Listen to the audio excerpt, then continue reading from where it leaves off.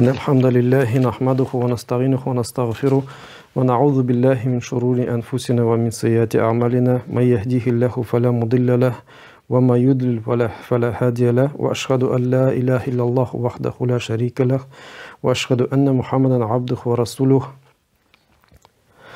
Barcha maqtovlarga bir Allah subhanahu wa ta'ala layıqlı. Anardan gana yardam sırıyız. Hem onlara gana yol barabız. Özümüzün yaman işlerimizden, hem yaman hallerimizden, jan bile kılgan yaman hallerimizden. Hem şahadet etem Allah'tan başka ibadetke layıqlı zat yok ikenligine, hem şahadet etem Muhammed an ilçesi hem kulu ikenligine. Kimni Allah subhanahu wa ta'ala doğru yolga kundirgen bolsa, hiç bir kimde ana ol doğru yoldan çıkara almaz. Amma endi kimni Allah subhanahu wa ta'ala adaşı yolunda kaldırgan bolsa, hiç kimde ol doğru yolga kundire almaz. Hem Allah subhanahu wa ta'ala Kur'an-ı Kerim'inde ayta: "Ya eyyuhellezine amenu taqullaha hakka tuqatihi ve la tamutunna illa ve entum muslimun." Ya iman kitirgen kişilerdi. Korkuguz Allah'tan de hak korku biladi. Hem Müslüman bulgan halleringizde gene vefat bulğuzdu. İmran suresinde ayta Allah subhanahu wa ta'ala. Yani küfürlükte kalmağızdı. Küfürlükte turmuşlarınızı bitirmegizdi Allah subhanahu wa ta'ala. Şulayk Allah subhanahu wa ta'ala ayta: "Ya eyyuhan nasu taqu rabbakum allazi halaqakum min nefsin vahide." Ey kişilerdi, korkuguz Rabbinizdandı. Ol sizni bar etdi bir jondandı. Ve halaqa minha zawjaha. Ham ol jondandı sizga de bar etdi, sıngar bar etdi. Ve batha minhuma rijalan kathiran ve nisaa. Ham de çıgardı de şuşa iki niden bulayındı. İki pardan kup irler hem hatınlardı. Vattakullahallazi tasaalun bihi vel arham innallaha kana aleykum raqima. Hem korkuguz Allah'tandı, oldu. Kimdendi? Allah'tan korkuguzdu. Anın ismi bilen siz soruysuzdu. Vel arham merhametlik soruysuzdu.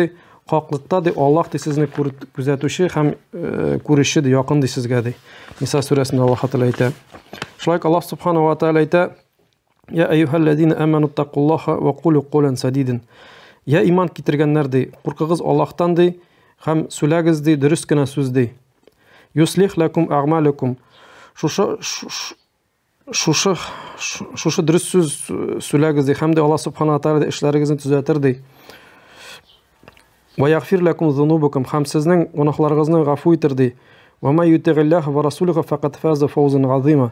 Hem de kimde Allah'a yuti'u, kimde Allah'a buysungan bolsa da hemen ilçisine de yani Peygamberimiz sallallahu aleyhi ve sellem'e şolday oңuş faza fawzan azima büyük oңuşqa erişirdi. El-Ahzab suresinde Allah subhanahu wa ta'ala ayta. Bu bizning hutbamizning kirişi bo'ldi. Hutba başlaganda şuşu ayetlerini aytılaz. Peygamberimiz sallallahu aleyhi ve sellem çünkü şulay aytib qoldirdi. Hem indi bugungi bag'azimiz mana shunday masala turunda bo'la. Mümin musulmon bo'lgan kishiga birinchi narsadan boshlarga bilan, masalan, kishi din qabul etam deydi. Anarga nindi so'rovdan ham nindi muhim birdan shusha din yo'lini boshlarga deb. Biz o'tgan xutbada shulay umuman ravishda aytib ketdik. Bitindi Allah subhanahu wa ta'ala bizni yo'qqa bar etmagan, o'zining qullari deb bar etgan. Shulay bitindi. Ham biz Allohni iloh deb tanig'ash, bizning Alloh birgina iloh deb tanig'ash, biz ana o'zini tanirga tegishmiz. Ya'ni birinchi kishiga majburiy bo'lgan bir Allah subhanahu wa ta'alani tanib tura. Ham tanib boshlanan nasakedan Allohning Robbiligidan. Mana biz baribizda duo qilganda bitindi. Ya Rabbim Allah deb aytamiz, evet. Mana shu Robbilik turida so'z borashaq. U Allah subhanahu wa ta'alaning Robbiligida birlov degan xutba bo'laydi. Allah subhanahu wa ta'ala Qur'oni Karimda mana barcha bizga da ma'lum sura, İhlas surasi qisqagina Allah subhanahu wa ta'ala ayta: "Bismillahirrahmanirrahim. Kul huvallohu ahad." Aytdi, ul Allah birdi. Mana bu tarjimalarda, shu kitoblarda shu kul huvallohu ahad bir deb so'z bilan gana nechik deb aytaman, ограничивается deb to'tarchanchik bo'lar ekan. Shul so'z bilan gana bitab aytdi. Ammo endi mana ma'nosini tushunsak, din yog'idan nechik bu bir degan so'zni anglasa, onlarga deb netsak endi kirsak kitoblarga bir degan so'z ol yolg'iz bir degan so'zni anglata. Yolg'iz bir ham ayrilib turishi degan nidakilar qarab tarjimasini qarab nenda endi tafsirinde. Yani yolg'iz bir ham ayrilib turishi. Ayrilib turgan narsa keyda mana shu o'zining Robbiligida. Rabbi, şu Allah Ar-Rabb деген ул да гарәп сүзеннән килә ул сүз. Рабб ул тәрбияләүче белән. Менә тәрбия, Раббия шушы сүздән чыккан. Тәрбияләүче була инде. Тәрбияләү. Ул тәрбияләү дигәнә бу гына кыска мәгънә була инде. Менә бу ничек дип әйтәм. Бу сүздә аның мәгънәсенә сикедә була. Аллаһ Субханаһу ва Тааля бөтен әбене бар итте. Барча мәхлукатларны без күргән әбене, күрмәгән әберләрне, үзебезне баршасында мәсәлән без күрәбез һәм күрмәгәндә бер Аллаһ кына бар итте һәм шуның белән идара кыла. Идара кыла һәм ул гына бер патша, ул гына дөньяга китерә һәм ул гына бу дөньядан алып китә. Яхшысы да, яманы да бер Аллаһ Субханаһу ва Тааладан гына. Һәм инде тагын ул гына безгә авыр вакытыбызда җавап бирә безнең дугаларыбызга. Һәм ул гына әйттек безнең патша һәм не бит инде. Бу менә шушы сүзләрдән безгә нәрсәгә ачыклана, ул Аллаһ Субханаһу ва Тааладан булган эшләр безгә таба. Менә русча әйтмешләй, действие Аллаха по отношению к нам. То есть Аллаһ Таала нәрсә килә, барчасы да ул нәрсәгә ул Аллаһның Раббылыгына керә шушы сүзгә, Раббыбыз дип. Һәм шуңа күрә кеше дуа кылганда, шуны үзенең йөрәгендә, уй фикерендә тотырга тиеш. Менә Раббым дигән сүз ул, ягъни Аллаһтан барча килгән нигъмәт, шушы эшләр менә шушы мәгънәдә килә инде. Һәм инде кайдан без беләләбез Аллаһ безнең Раббыбыз икәнебездән? Ул инде Коръәни Кәрим.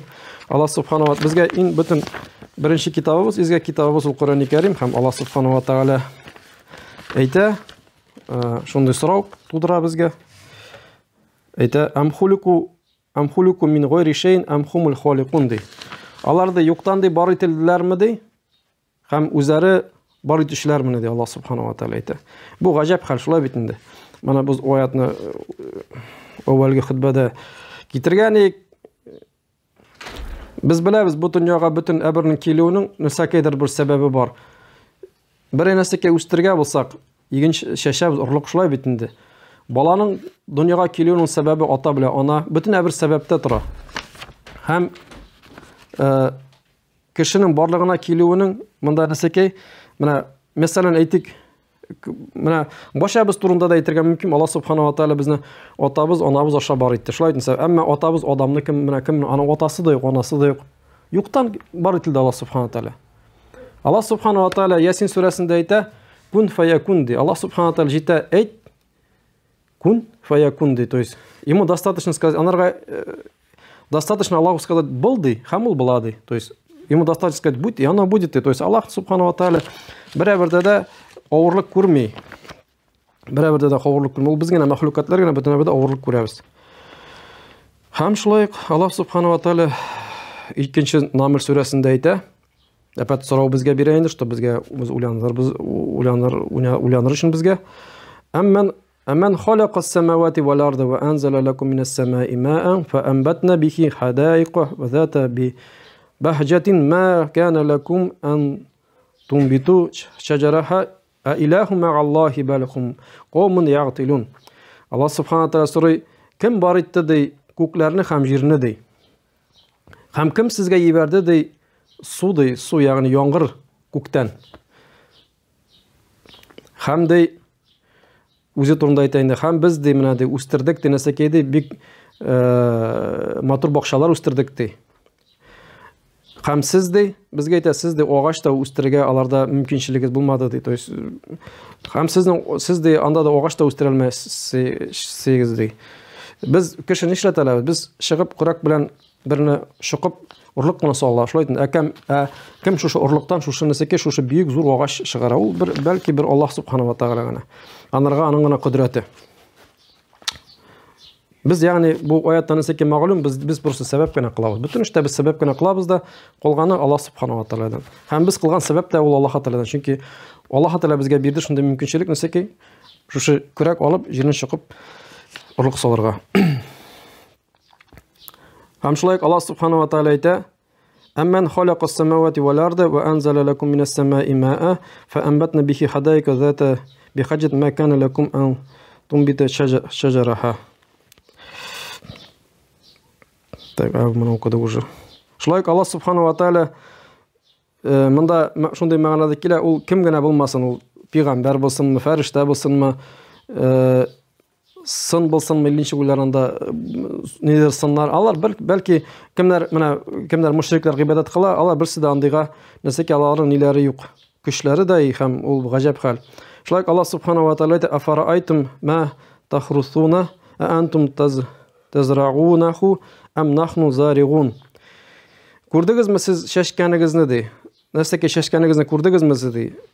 Сез аны үсеп чыгарга мөмкинчелек бирәсезме? Әмма безме ди? Аллаһ субхanahu ва тааля безме дигән сүз инде ул үзенең хөрмәт ягыннан әйтә. Аллаһ субхanahu ва тааля күп җирдә biz ди, biz ул не означает то, что аңлатылмый то, что тагын Аллаһның нидер ярдәмчеләре бармы, тагын нидер илаһлар юк. Аллаһ субхanahu ва тааля ялгыз бер, әмма инде үзенең хөрмәт ягыннан әйтә без дип.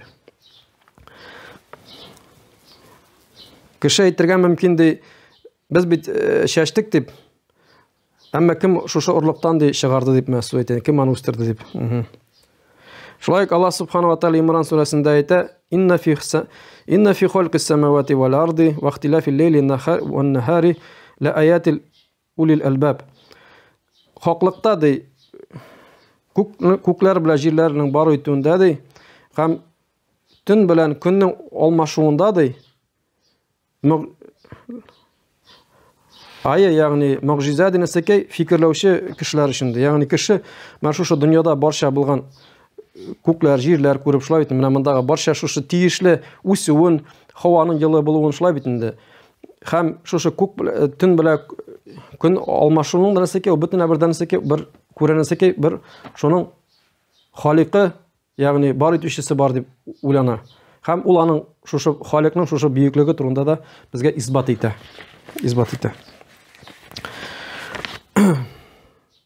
Тавхид ар-рубубия без әйттек, менә тавхид ул берләү, ар-рубубия ул раббылыгында инде. Ул ике нидән тора? Ике шарттан. Шарт түгел, русский рукун, то есть рукуннардан булай. Менә безнең намазда рукуннар бар бит.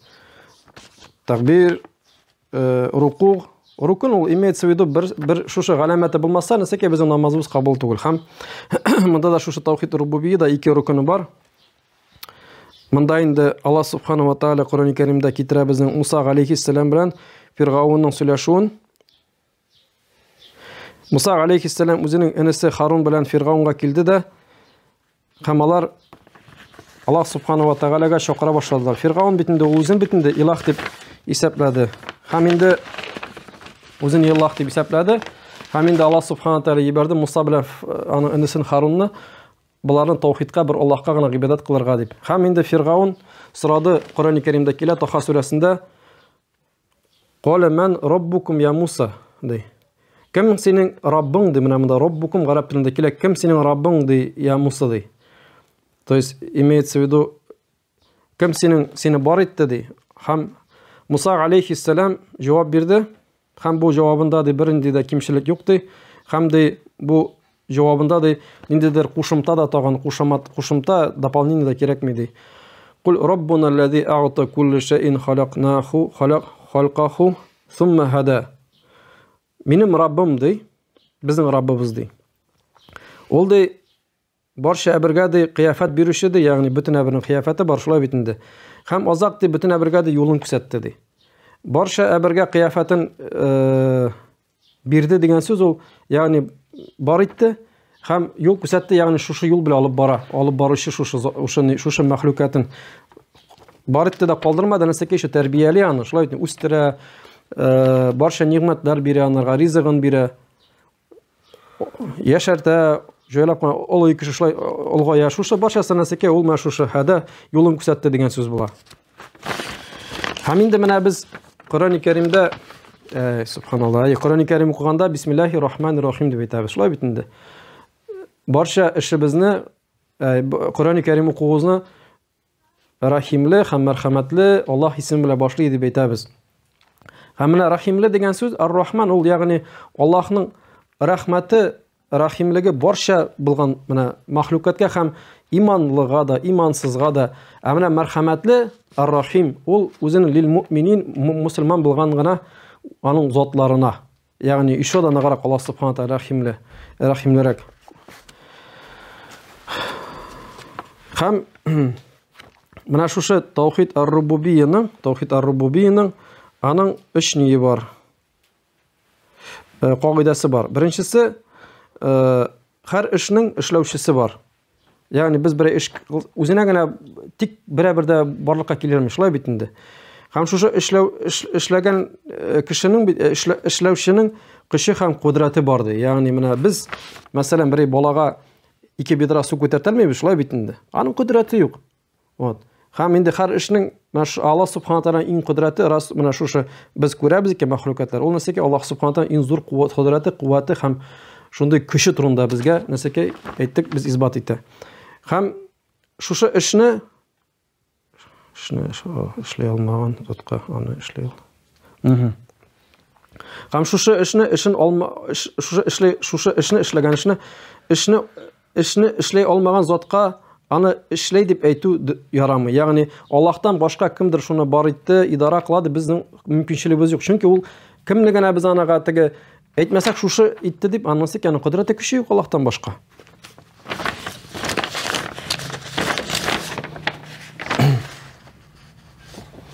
Һәм Пәйгамбәрбез саллаллаһу алейхи ва саллям Ат-Тирмизида китерелгән хадис әйтте. Әгәр дә ди шундый мәгълүмат, әгәр дә барча кешеләр җыелсалар ди, сиңа зыян китергә ди, булыр ди, барча нәрсәкә Аллаһ язганы гына булыр ди.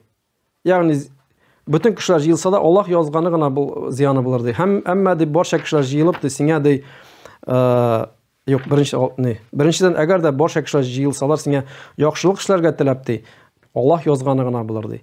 Әмма бүтән кешеләр җыелып сиңа зыян китерергә ниятләнеп җыелсалар ди, Аллаһ язганы гына булыр ди. Һәм язу каләме күтәрелгән ди, һәм язу карасы кипкән ди. Ягъни кем генә безгә теләмәсә яманлык, zulmлык кылырга шулай бит инде. Ул әпәт Аллаһның идаралыгында. Аллаһ Тәала теләсә була, Аллаһ Тәала теләмәсә булмый. Һәм менә бу безнең шушы Аллаһны Раббы дип тану, ул менә без бит Аллаһка ышанырга тиешбез, шулай бит безнең менә бит иманның беренче нигезе ул Аллаһка ышану. Шушы иманга Аллаһны ышану урында беренче урында тора, Аллаһны Раббы дип тану. Һәм әйтергә кирәк, менә бу Аллаһның Раббылыгын бирләү ул гына җитмәй. То есть, ягъни кем менә әйтә, менә шушы мин ышанам, Аллаһ бар, Аллаһ бер, Аллаһ безне карыучы, Аллаһ безне тәрбияләүче, ул гына кешегә мусульман булмый ул гына сүзләрдән. Чөнки Пәйгамбәрбез саллаллаһу алейхи ва саллям заманына хәтле гарәп мөшрикләре алар да аны кабул иттеләр. Әйтәләр, алардан Аллаһ Субхана Таала әйтә: "Фа ин саалтахум ман халакас самавати вал ард ла якулунна Аллаһ". Әгәр дә сез алардан сорасагыз ди, кем бар итте күкләрне, җирләрне, ла якулунна, алар ди непременно, то есть бер шиксез әйтерләр ди Аллаһ дип. Алар кабул иттеләр аны, Аллаһ Таала ризык бирүче һәм шушы Аллаһны идара кылучы, алар аны бар иттеләр, аны патша дип таныдылар алар. Мәккәгә килгән кешеләрне менә без бит уйлыйбыз, менә бу хаш, менә ул не бит инде таваф, алар не ул электә гарәп барча калган пәйгамбәрләрдән гыйбадәтне кешелек кылалар. Шушы Кагбатулла килгән кешеләр, Мәккә килгән бөтен яктан тартылган халыкларны хөрмәт итәләр, аларга ашарга бирәләр, шулай не бирәләр, пышмак бирәләр дип әйтә йортларында. Әмма нәрсә киде аларның хаталары булды. Аллаһтан башка тагын кемнедер илаһ дип исәпләделәр. Менә Коръән-и Кәримдә шулай әйтелә бит инде, без аларга ни өчен гыйбадат кылабыз ди. Шундый сүз менә татарча бар бит хәзер. Арадашчы ясар өчен генә. Ягъни что балар безнең Аллаһ алдында арадашчы булсыннар. Менә кеше безнең бит диндә бит инде Аллаһ Субхана ва Таала әйтә, Пәйгамбәр саллаллаһу алейһи ва саллям әйтә: "Фа ин сәләк есет", әгәр дә минем кулларым ди, минем турында сорасалар ди, мин якын ди Аллаһ Субхана Таала. Ягъни әйт дип әйтмә, мин якын ди. Ягъни кеше теләсә үзе кулларын күтәреп Аллаһка ялбыра. Аллаһ Субхана Таала әйтә: "Удгуни астаҗиб лакум", сорагыз, мин сезгә җавап бирәмен ди. Булар бит инде теге Аллаһ белән үзләре арасында тагын бер арадашчы куялар. Я шундый менә мәсәлән вафат булганда бер туганымы изгеме анда кем дип битендә алар битендә. Бу ягъни бу вафат булган кеше изгерәк, гынахасы әзрәк, мин гынахлы бәндә дип анарга ялбыралар. Я шундый фулан шундый кеше Аллаһтан соралы миңа исәнлек, балалар, мал байлыгы дип сора дип. Менә шушы аларның арадашлыгы булды шушы мөшрикләрдә. Һәм Пәйгамбәр саллаллаһу алейхи ва саллям әйткәндә, la ilaha illalloh deb aytib so'zini aytыңыз deb aytganda, aytыңыз Allohdan boshqa loyiqli zot yo'q deb aytыңыз deb aytgan so'zini Allohga aytganda, Alloh nima deb aytdilar? Sizdey, sendey bizning barcha ilohlarimizni bir iloh etib itirga urisingmi deylar. То есть алар аңладылар шушы ла илаха иллаллах сүзен нәсәки Аллаһны бирләүне. Һәм бирләүне нәсәкидә шушы Аллаһның Раббылыгында түгел, уже илаһлыгында. Менә шунда алар хаталар булды. Ягъни менә бу Раббылыгында бирләүдә хаталар булмады, ә уже илаһлыгында хата булды. Һәм инде илаһлык турында иншаллах киләчәк хутбабызда сөйләрбез.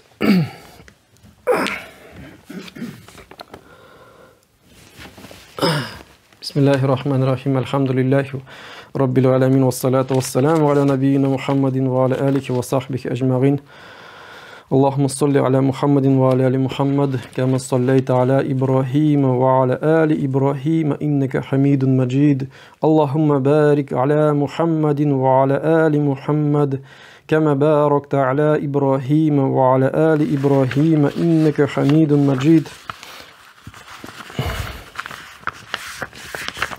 Allah subhanahu wa ta'ala Kur'an-ı Kerim'de ayta fa'lam ennehu la ilahe illallah ve estağfir li zanbikti. Yani fa'lam bil bir Allah qına ibadatga layiqladı. Ham özünün günahına da nişikti estağfir li zanbik ham özünün de günahına da tövbe qıl, özünün günahından da tövbe qıldı. Yani birinci bil ol kim ol Allah subhanahu wa ta'ala. İlim aldı. Hem azak qınasıga gamel qıldı. Yani kullarını ko'tarib Allah'a yalvar. Estağfirullahi ve atubu deb. Ve atubuk. To есть Allah senen günahımdan günahımı kişirin yarlıqayın usırım. Hem senen tövbamni ketirem. Yani birinciden Allah'ın tanı hem azak qına nazaki gamel qıldı. Hem dinde de şulay. Birinci orunda ol ilim bilip tura. Nendegina ibadat qılarga uylamasak, uy fikrimizga kelmasa, biz qo'ytirga tegishmiz imенно ilimga. Ilim bo'lmasa ki, mana shu Qur'oni Karimda ham Peygamber sallallahu aleyhi ve sellem qoldirgan o'rnak etib, onun hadisleri ham sahabalarımız nechik ani angladi, ko'rdi, bizga ko'rsatdi, shu ish birda tura. Ya'ni Qur'oni Karim Peygamber sallallahu aleyhi ve sellem so'zi ham Peygamberimizning shu ikkibirini ko'rib ishlagan amal. Mana shu bizga dalil bo'lib tura. Ham barcha ibodatlarni bizda bir shu ish bo'g'ana negiz deb aytsak da bo'lar, shularga gina şunlardan alıp ibadet kılırga tegishmiz. Ham Allah subhanahu wa ta'ala barcha ibadatlarimizni qabul etib olsin. Durust ravishda bularga nasib etsin ibodatda biz. Ham inde taqvolik bersin bizga, barchamizga Allohdan qo'rqirga nasib etsin. Mana albatta ish oyat ketirdik. Imin Allah subhanahu wa ta'ala sekedi, qo'rqig'iz Allohdan de. Chunki taqvolik ul barcha ibodatlarimizning qabulining sababi birinchi taqvolik bo'lib turadi. Allohdan qo'rqib bo'lib turadi. Ham Allah subhanahu wa ta'ala barcha shirlarimizga inshaalloh shifosini bersin. Salamatlik bersin, hidayat bersin, tavfiqin bersin barchamizga da. Ham ikki dunyo ham baxtsiratga barchamizga erishishni nasib qilsin. Aqulu qawli hada va astaghfirullohi va lakum va iyyakum innahu huval ghafurur rahim.